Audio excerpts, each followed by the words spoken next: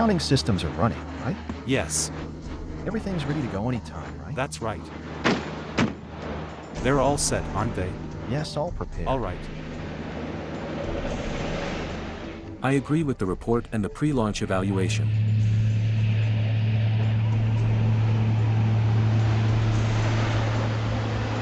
I agree with the pre-launch and have no other comments. Agreed.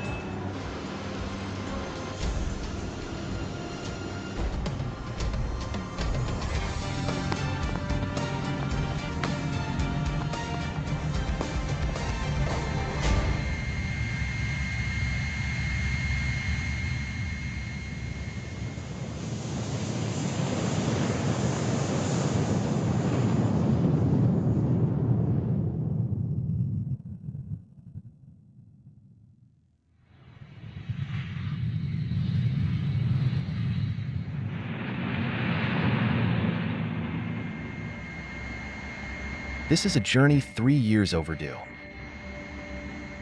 As the newly arrived Chang'e 05 probe was supposed to arrive in Wenchang 3 years ago, to complete its mission of landing on the moon and retrieving lunar soil samples. But an unexpected setback forced the postponement of the Chang'e 05 launch mission originally scheduled for late 2017. Now a new voyage is underway.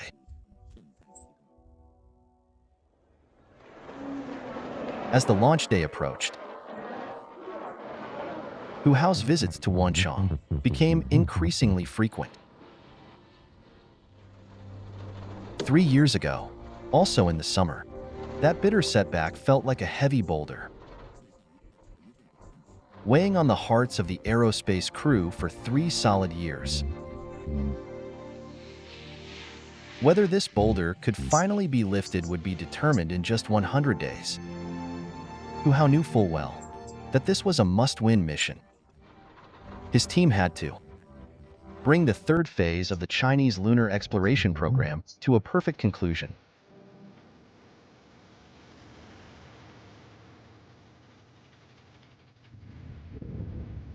Early in the morning, Huao and Li Dong made a point of rushing to Qinglan port to welcome the rocket's arrival.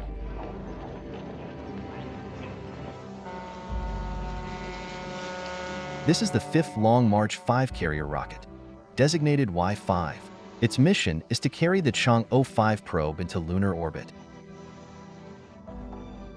Like a man waiting for a long-lost child to return, Huao's face is filled with anticipation. Perhaps only those who have personally experienced the rocket's failure can understand the pain and suffering once endured behind such an eager gaze. Indeed, only those who have endured 908 days of grueling preparation for the return to flight can maintain such composure, with smiles so calm and collected.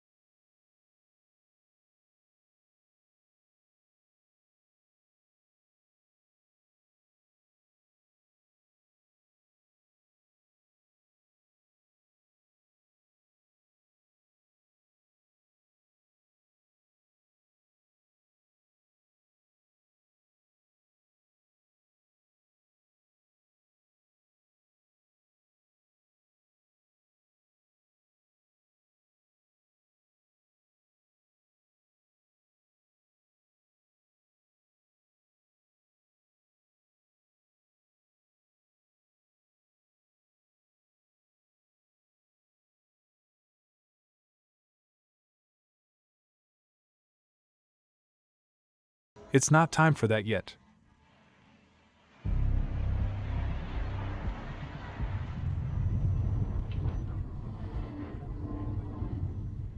There are still over 10 hours left before the scheduled rocket launch. Preparations within the launch site are intense yet organized.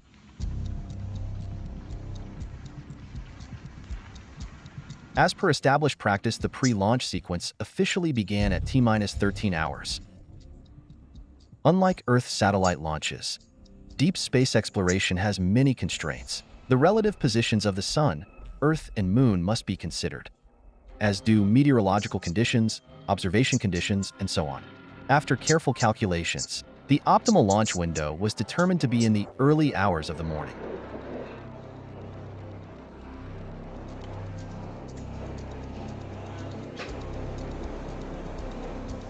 On the launch tower, the Long March 5 rocket stood poised for liftoff. Be ready in 30 minutes. Wenchang copies.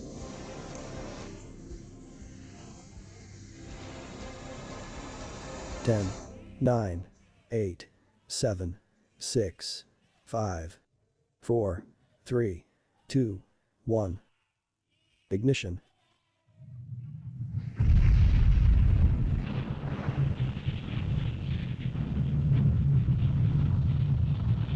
Lift off.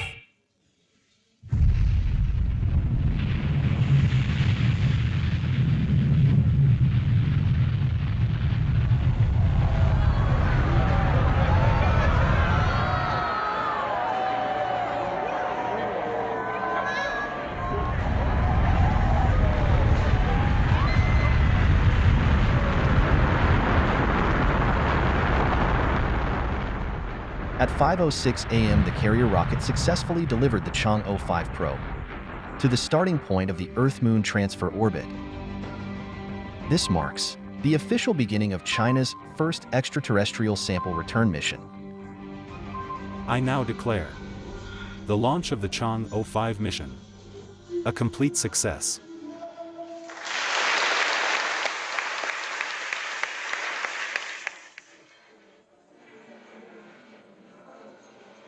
All eyes are on you now. We're off to a great start. And the precision of orbital insertion. Is quite high. The accuracy is Right. exceptional. It provided a great foundation for our subsequent teams. I believe you guys did a great job. At this moment, Luan and Jia, who just celebrated his 80th birthday last month, felt a bit excited. 16 years ago, ever since the Chang'e program was approved, Luan and Jia had always been looking forward to this moment. However, a successful launch is only the beginning of the next leg of the journey. I need to head to the next session. There's a meeting tomorrow. I'll be heading back first. With no time to celebrate, Zhang Yuhua rushed out of the Launch Control Center. The Long March 5 rocket has successfully completed its mission, and now it is Chang'e 5's turn to take center stage. In other words, the journey for Zhang Yuhua and her colleagues has only just begun.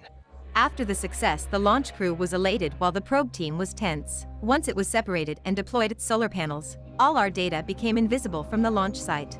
And our main battlefield shifted to Beijing. See you in Beijing. All the best. Right. I believe we'll do just fine.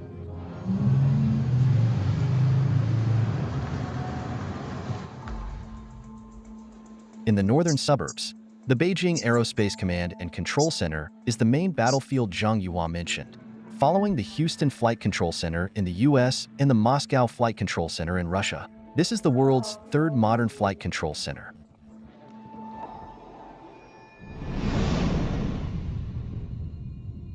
Whether Chang'e 5 can complete its mission as planned after leaving Earth, and how to handle any issues that arise require observations and instructions from the ground. Report each unit status is set. Linhai. Measurement and control stations across China are closely monitoring its every move. With Beijing Aerospace Command and Control Center serving as the command center, all the data is gathered here, and final commands are issued from here. Its code name in the space system is Beijing. Probe status normal. Beijing copies. For the following 20 days or so, this facility will operate in 24-hour shifts round the clock. At this moment, in the silent vastness of space, Chang'e 5 has embarked on a solitary journey to the moon, playing the last movement of returning in the trilogy of orbiting, landing, and returning under the Chinese Lunar Exploration Program. To accomplish its goal, Chang'e 5 must complete a series of unprecedented and challenging maneuvers, including sample collection, lunar surface ignition and liftoff, rendezvous and docking, sample transfer, and return to Earth. It requires a round trip of over 800,000 kilometers spanning more than 20 days and the completion of 11 consecutive challenging tasks. Every step had to succeed, and there would be no second chances at every step. After 112 hours of flight, the probe entered a circumlunar orbit. The lander-ascender combination of the Chang'e 5 probe has separated from the orbiter-return capsule combination.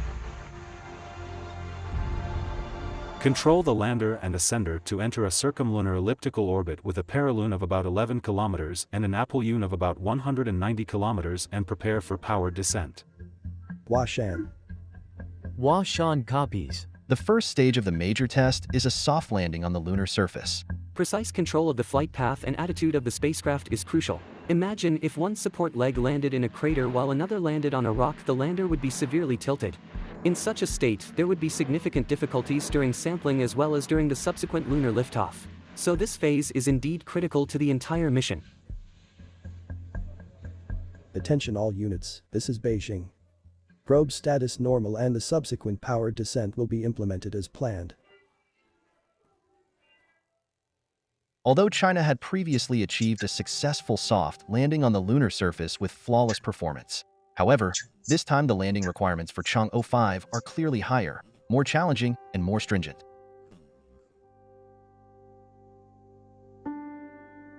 Start the engine. To initiate powered descent. At 22:57 on December 1st, 2020, the Chang'e 5 probe began its powered descent. Altitude data is coming in consistent with the theoretical model. The altitude curve is descending. GNC switching to quick adjustment mode. DNC switching to quick adjustment mode.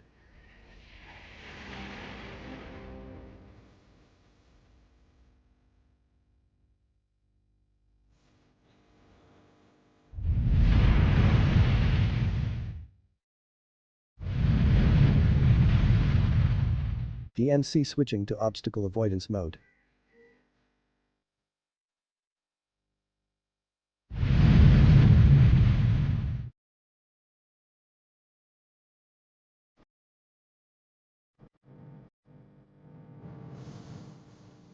Attention all units. The lander-ascender combination has touched down on the lunar surface. At 23:11, the lander-ascender combination landed in the pre-selected landing area. The lunar landing was smooth and precise.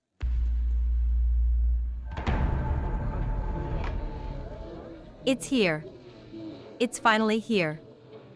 Zhang Yuhua finally saw the optical camera footage taken near the landing site. On the near side, near the Mons Rumker in the north of the Oceanus Procellarum, this is a landing site carefully chosen by scientists. Scientists hypothesize that sampling here holds the promise of obtaining younger lunar samples, which is of great scientific value and significance for studying the moon's origin and evolutionary history.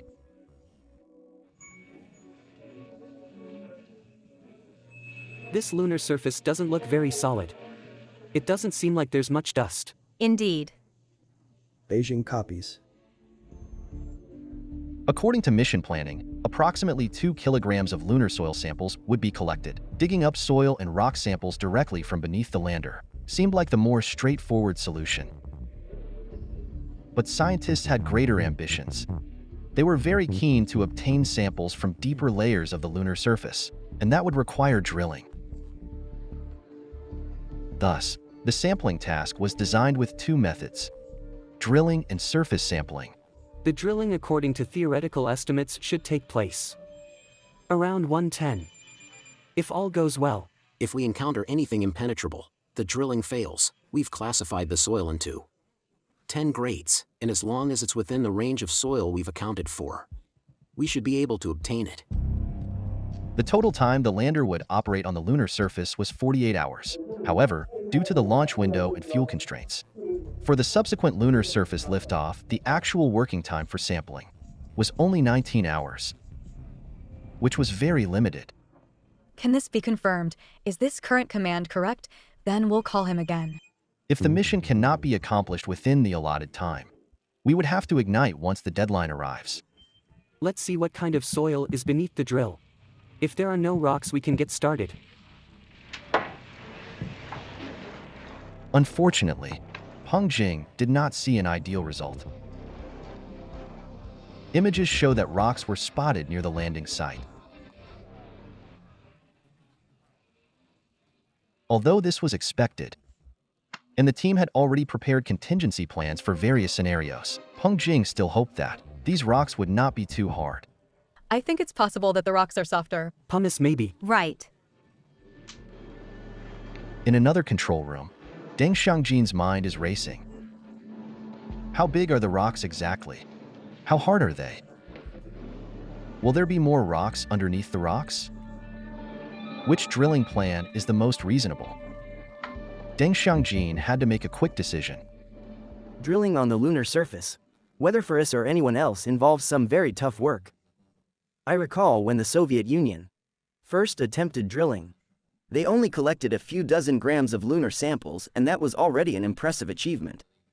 Our hope is that we can surpass our predecessors. Attention, all units, this is Beijing. Based on the flight control team's on-site decision, we will now proceed with drilling and sampling. Using the pre-programmed lunar soil strategy.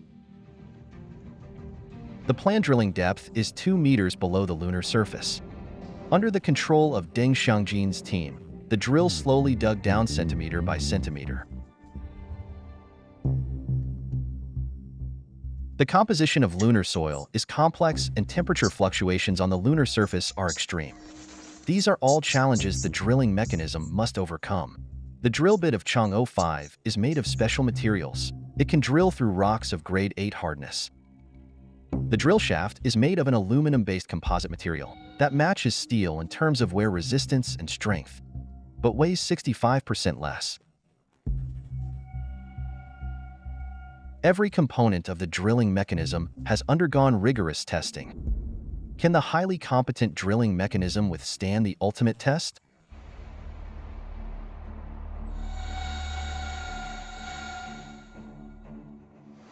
Time flew by, and before anyone realized, the drilling work had already lasted 12 hours. And the drill bit had already penetrated about 1 meter below the lunar surface. At 13:32, the operators suddenly discovered that the drill could not go any deeper. It must have encountered something hard. By design, when the drill bit encounters a hard rock, its first response is to rotate and cut. However, this time repeated rotary cutting didn't seem to be effective. When it comes to a boulder, rotary cutting alone is not enough to break it up. The gravity on the lunar surface is 1/6 of the Earth's. So we have designed a special motor to provide drilling force on the low-gravity lunar surface it pushes down to drill. We need to activate the impact motor. It can't be activated lightly. The impact motor cannot be used casually. If an impact motor has been designed and installed, why can't it be activated easily? The biggest risk of this kind of impact is that it could disturb the samples already collected. By design, the lunar soil samples obtained from drilling would first be fed into a special hose, and then into a hermetically sealed container.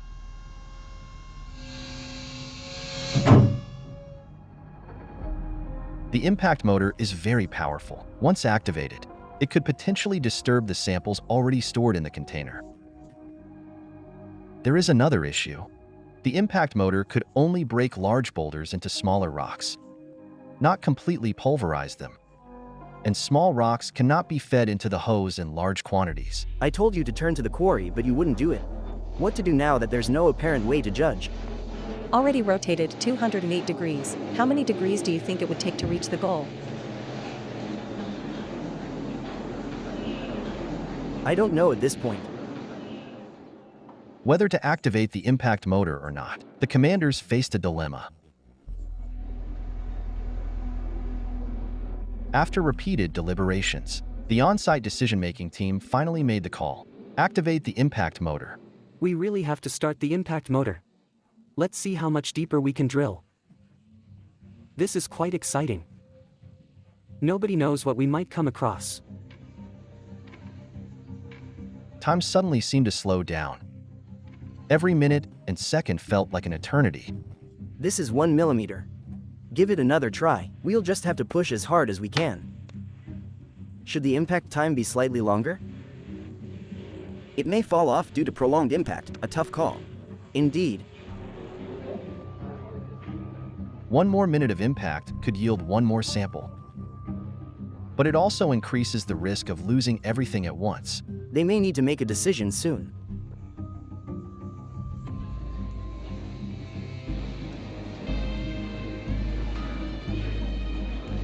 The team gathered opinions and decided to stop drilling and sampling. This is Beijing. The drilling and coring operation was normal, and it is over now. Although the samples obtained were slightly less than ideal, the entire drilling operation was a complete success. A weight has been lifted from my heart. It wasn't bad overall, it saved time for the next tasks. That's true. Without a moment to catch their breath, Deng Xiangjin's team immediately moved on to the next hurdle: lunar surface sampling. At this point, there were more than 6 hours before the ascender's ignition and liftoff. The time left for Deng Xiangjin was relatively adequate. The star of the show now is the robotic arm, and its job is to dig up soil. Digging involves several steps: reaching, shoveling, lifting, rotating, and dumping, which seemed straightforward enough. The gravity on the lunar surface is quite low without the assistance of external forces. The lunar soil may encounter some difficulties when dumping and fail to fall out. The engineers cleverly added a retractable shovel on top of the digging scoop. The telescopic shovel shakes as it extends outward, and by shaking, it makes it easier to dump the sample when tilted. On the moon, the nimble robotic arm isn't entirely autonomous either.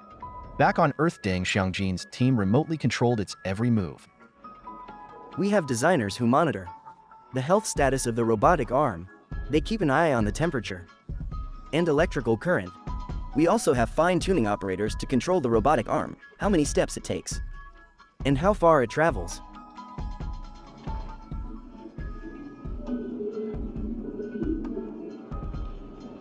We also have image analyzers to see if there are any shoveled samples. After sample shoveling, we analyze the changes in the pit shape to estimate future sample volume. It's a team effort. Execute robotic arm movement to the lifting point after touching the lunar surface. Please report the status. Copy that. We've gotten quite a few. A series of delicate and complex robotic arm maneuvers steadily shoveled up the lunar soil samples. Samples collected. Next, initiate robotic arm movement to the post-sampling lift point. The next challenge was how to safely transfer the sample into the container. If we can't catch it here, or if it spills out and falls, then all sampling efforts would be wasted. That's why we're being extra cautious.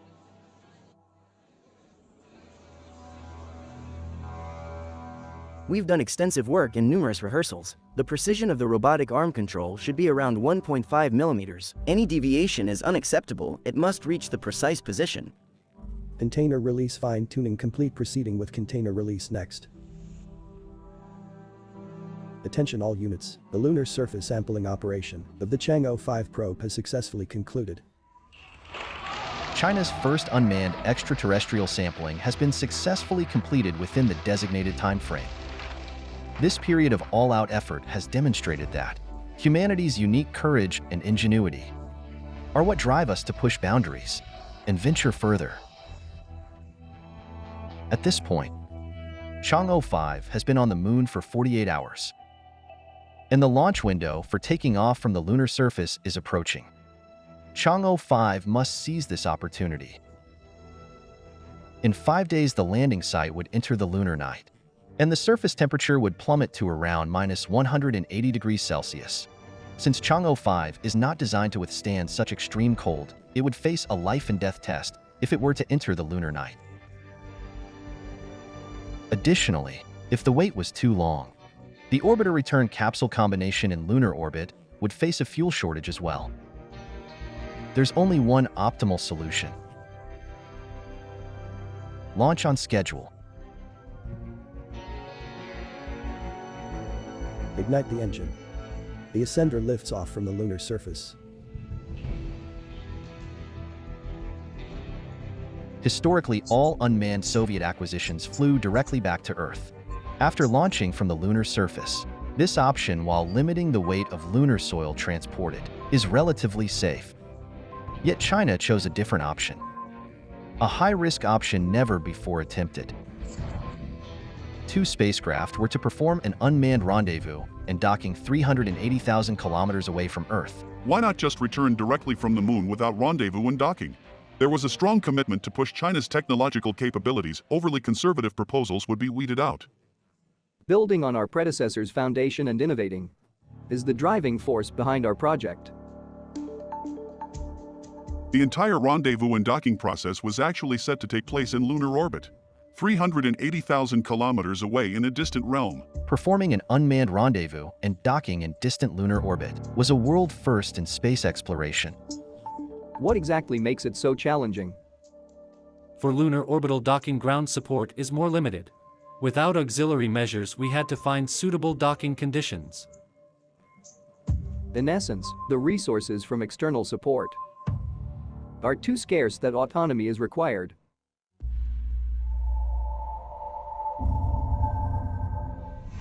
Above the moon, in lunar orbit, the ascender began to slow down, awaiting the orbiter return capsule module to approach. Behind it, 100 kilometers away, the orbiter's microwave radar had already spotted the ascender. Docking between the two targets was scheduled to begin at 5:42. The orbiter and ascender would switch to uncontrolled mode. It corrected its track again. Yes, at 12 meters per second. Wenchang reports the orbiter has switched to the final parallel approach. The two craft were approaching each other. Would they cross each other's paths? It was a matter of moments, especially in the last 100 meters. In the last 100 meters of the parallel approach, rendezvous and docking relies primarily on the rendezvous measurement camera mounted on the orbiter. Changes in imaging allow us to measure the relative position, velocity, and attitude of the ascender in relation to the orbiter. Calculate the relative position and attitude between the two spacecraft using rapid laser ranging, which serves as the orbiter's eyes. The intense light in space greatly interferes with the field of view of the eyes. For this reason, it is necessary to thoroughly examine all potential weak points through repeated ground tests. We simulated this process millions of times and continuously refined it. The eyes of Chang'e 5 needed to recognize the target point and calculate the precise positions, angles, and speeds of the ascender and orbiter amid interference from various reflected and external light, which is the key to the success of the rendezvous and docking. But in space, no one could accurately predict what the lighting conditions might be during the rendezvous and docking. For instance, the lighting conditions, you can't simulate the sun on the ground, but we needed to do a localized simulation. So how do we go about simulating it? How to apply the light? To what extent do we simulate it? Because you could never make it identical to the real space environment. Designers used a solar simulator to simulate as closely as possible the possible lighting conditions in space, to test the performance of the optical sensors and to refine the recognition algorithms, gradually reducing risks through experiments. But risks still remain due to unknown external factors. What is it really like out there in space?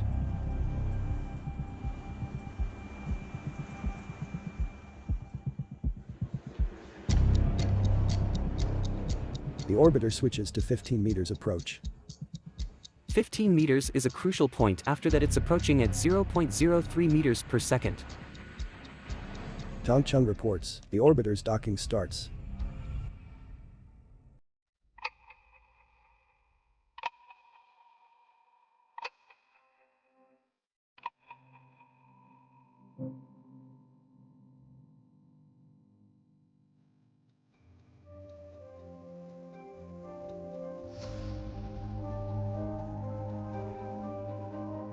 Docking complete.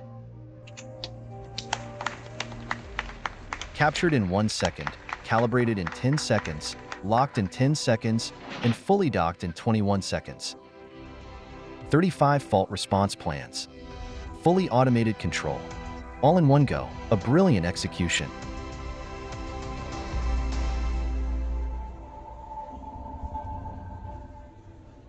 Just as the rendezvous and docking team could breathe a sigh of relief, Zhang Yuhua's team was already on high alert. The next task was sample transfer. When the orbiter and ascender docked successfully, there was still a gap of 626 millimeters between them. The challenge was how to safely cross this gap and deliver the containers to the return capsule. Sample transfer involved transferring the sample containers from the ascender to the return capsule. It had to traverse the rendezvous and docking mechanism, cross the orbiter and reach the return capsule. It required an incredibly delicate mechanism to accomplish this in such a confined space. None of the previous spacecraft had such a requirement, so it would be the first time to automatically transfer objects in space in the history of spaceflight. 626 millimeters, just a small step for an adult. But making that half-meter leap in space is no easy feat. After extensive deliberation, countless tests, and rejecting over a dozen proposals, one final solution prevailed due to its reliability, compactness, and minimal space requirements.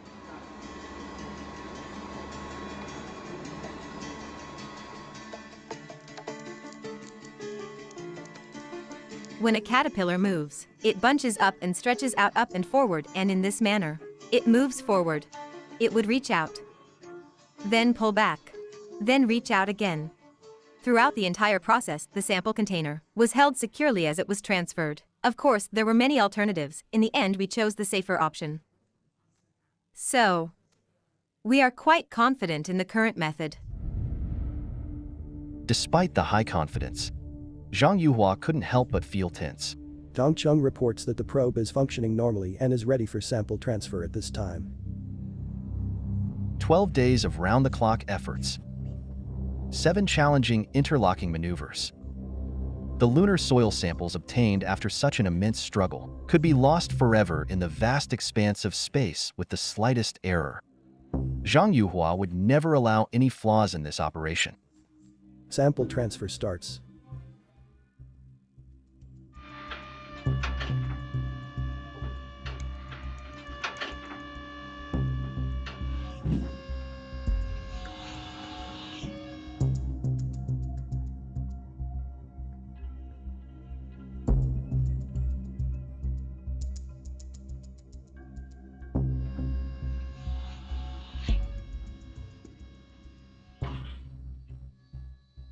Sample transfer complete. From 5:42, when the rendezvous and docking was completed, to 6:12, when the sample was successfully transferred, it took only 30 minutes. All the hard work and effort, and all the tears and joy, were for this 30-minute and 626-millimeter leap. The docking and sample transfer were executed flawlessly. It felt as if all our efforts had finally paid off. Next, we're going to orbit the moon and wait for the right moment for a trans-Earth injection. And then the orbiter will return to Earth with the return capsule.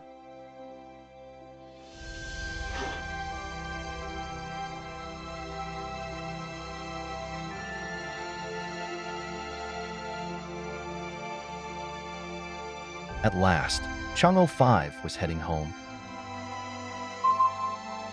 As if carrying a priceless treasure, the orbiter, with the return capsule, carefully embarked on its journey back. In 11 days, on December 17, 2020, it would return to Earth's embrace.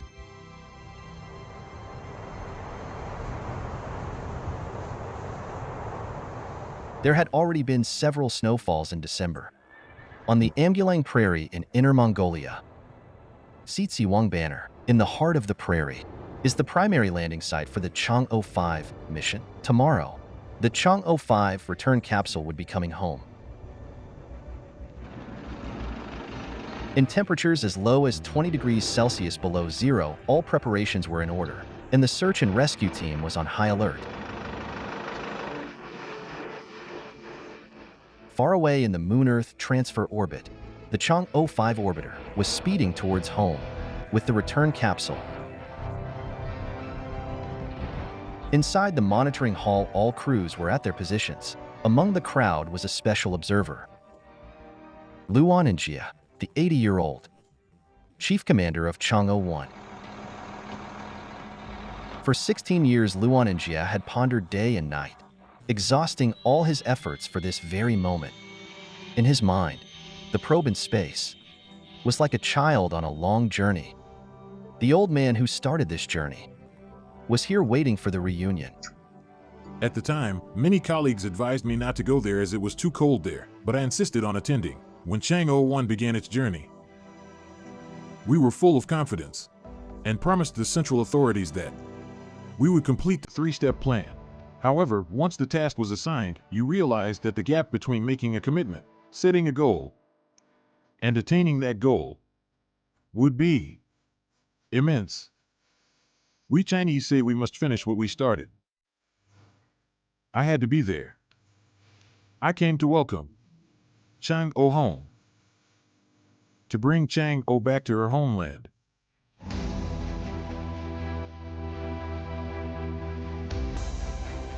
Night had already fallen upon the prairie of Sitsi Wang Banner. This was a historic moment, and the most thrilling of them all. The 16-year trek, the efforts of tens of thousands of scientists and researchers, the aspirations and faith of the entire nation, all would converge in perfect harmony in the next half hour or so.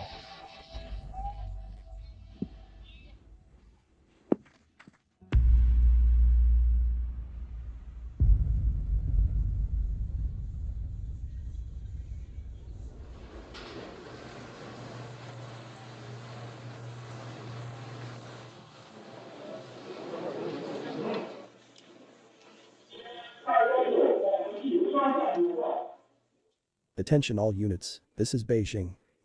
The probe's status is confirmed to be normal. The subsequent orbiter return capsule separation control shall be carried out according to the standard plan. About 5,000 kilometers above the Earth, the orbiter separated from the return capsule. At this point, the orbiter's speed would be about 11 kilometers per second, which is 45 times the high cruise speed of a commercial airliner. If it fails to decelerate effectively, the return capsule would burn up after entering the atmosphere. Using the skip re-entry technique, it would pass through the atmosphere and after exiting, it would follow a parabolic path and descend for a second atmospheric entry.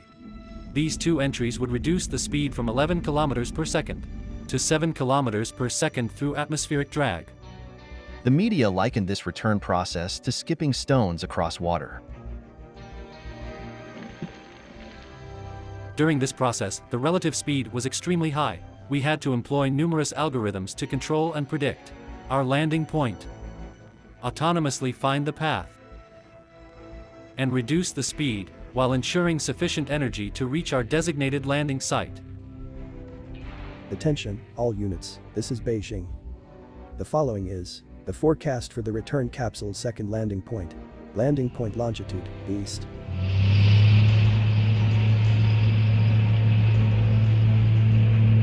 (111 degrees, 25 minutes, 52 seconds). Landing point latitude, 42 degrees, 20 minutes, 13 seconds.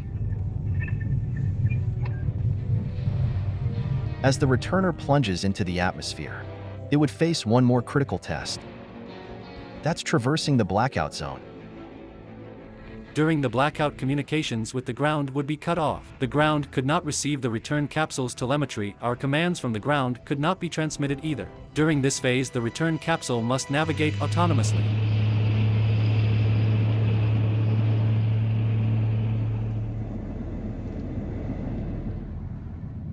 As the blackout zone approached, the entire ground control team fell silent.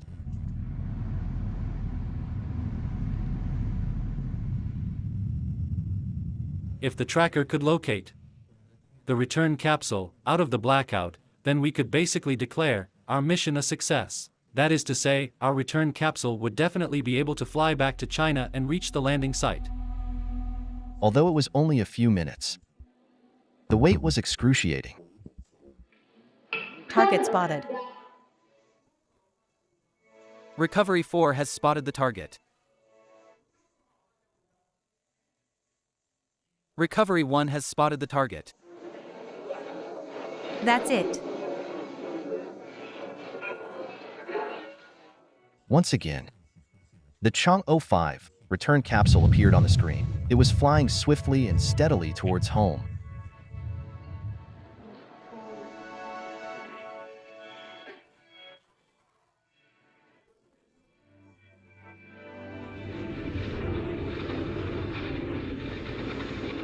Back on Earth, the search and rescue team was eagerly waiting. Upon receiving the landing coordinates, the search and rescue vehicle sped towards the designated location like arrows released from a bow.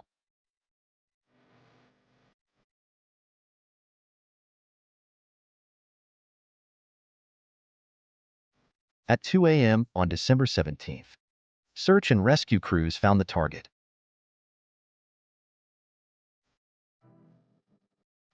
This is a moment that will be etched in history. A moment that marked both an end and a beginning.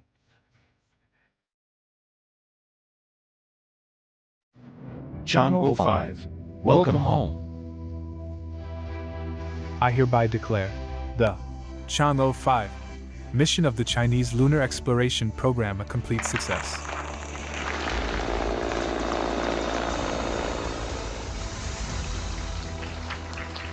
On December 19, 2020 at the China National Space Administration, people gathered together to witness the first gift from another celestial body.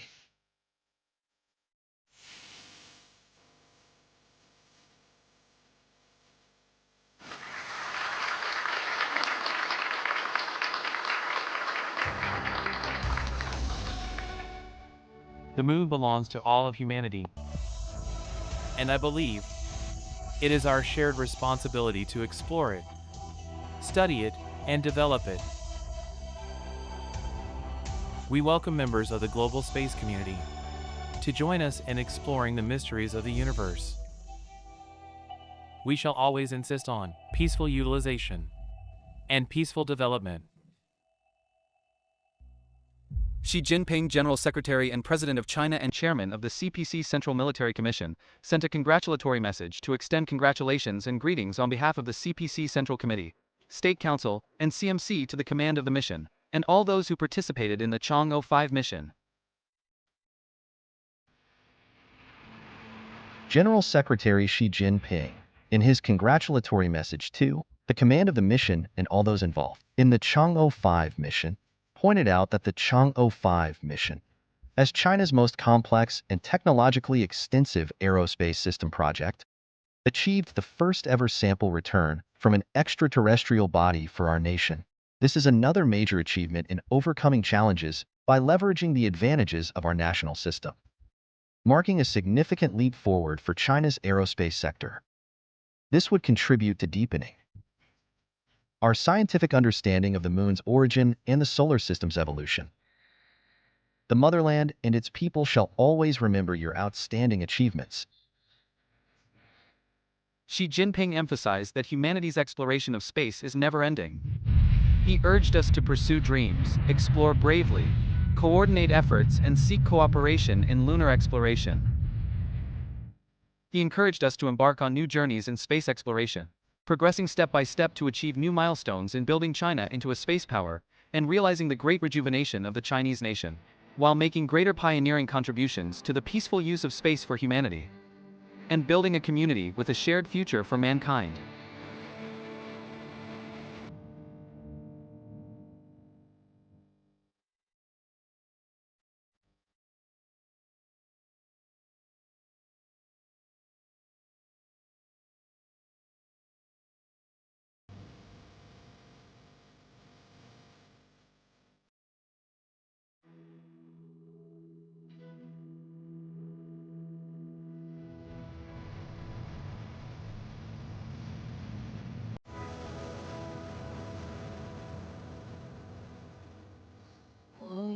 变成一颗恒星，守护海边的风铃。It's magic, it's magic， 占领你的心。To your eyes， 有多远的距离？穿过人海，别停下来，趁现在还有期待。每当你向我走来，告诉我星辰大海。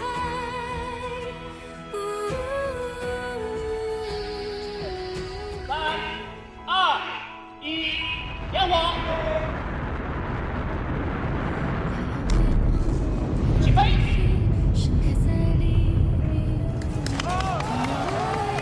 有多远的距离？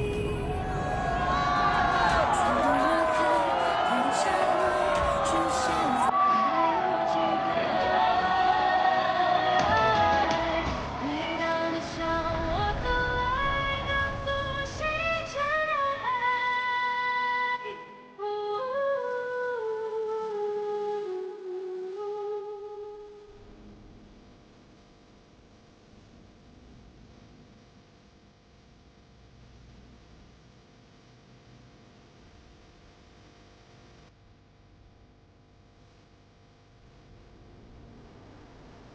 趁现在还有期待，会不会我们的爱像星辰守护大海，不能离开？我想你奔赴而来，你就是星辰大海。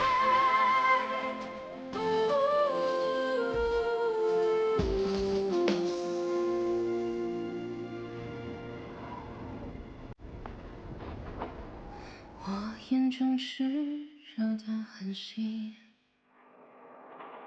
长夜里照我前行。